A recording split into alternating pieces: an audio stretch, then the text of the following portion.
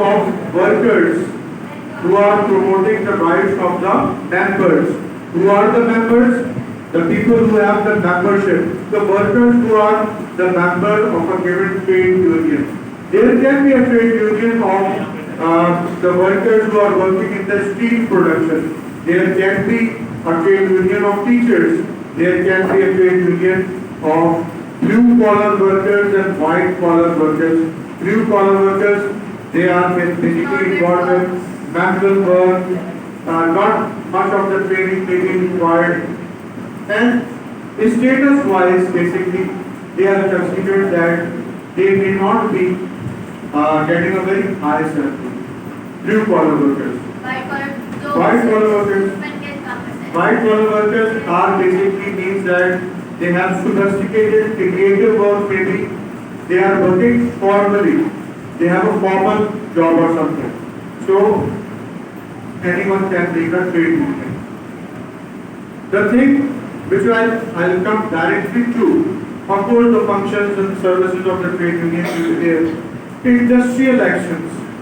Industrial actions are those which the trade unions take when their negotiations fails with the employer, with the management. If they think that whatever their demands were are not properly met, so they will try to go for an industrial action. Industrial action includes strikes. Generally, whenever we talk about the trade unions or labor unions, our mind always says strikes. These are the people who are going for strikes. Not the case. This is the last resort where they can, or option available to them. Before that, all the trade unions do collective bargaining. And what is collective bargaining?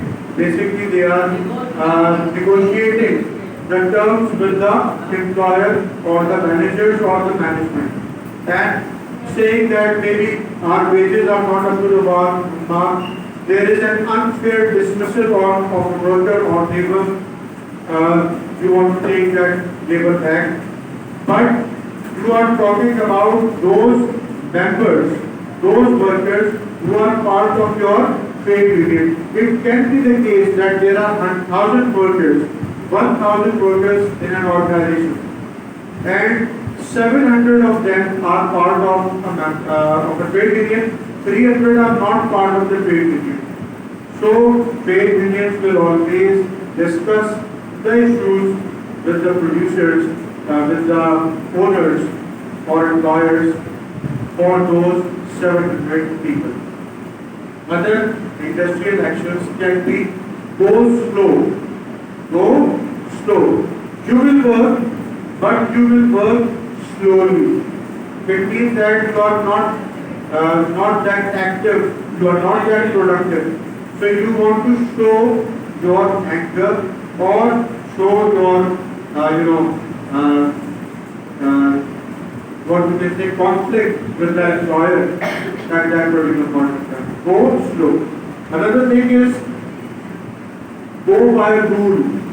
Or work by rule. Work by rule means that you will follow each and every step to complete a process of production, and in that regard or in that way, you are actually delaying the process of production. Delaying the process of production. Then, okay, so these were the industrial actions. Trade unions, good or bad for the economy? Good. They are good in some ways, but they can be bad in some ways. Unfair demand for higher wages may increase the cost of production for the producers. The strikes and industrial actions can disturb the entire economy. The supply of goods and services in which industry they are working will be reduced. Other things can be if they follow closed operation. Remember this carefully.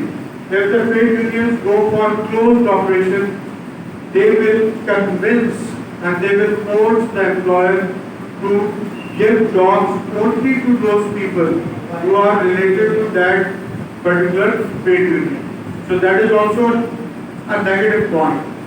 Sometimes trade unions, they become so powerful that they can be politically influenced as well.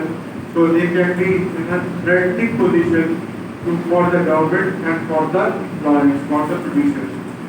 Good things about trade unions. Positive thing, I'll come to that. Okay. Positives are that their chances are that there will be no unfair practices with the members of the trade unions. Higher wages, job security, very good. Sometimes you need a challenge in your job. So it means job replacement, job rotation will be there. The employer will be listening to your demands and requirements. Wages we have done, and in turns the living standards will go up. The living standards will go up as the wages are increasing. You have a consistent, economic production activity, because if the labor is happy, they will become more productive. Now you are adding something else.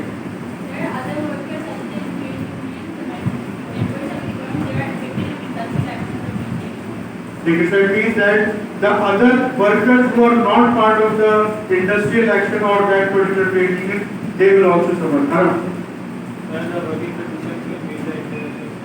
While the working conditions will definitely improve if the trade unions in some sort of part, they are influencing the employers and the producers to improve on their safety and training also. Training may also increase. Now, we are going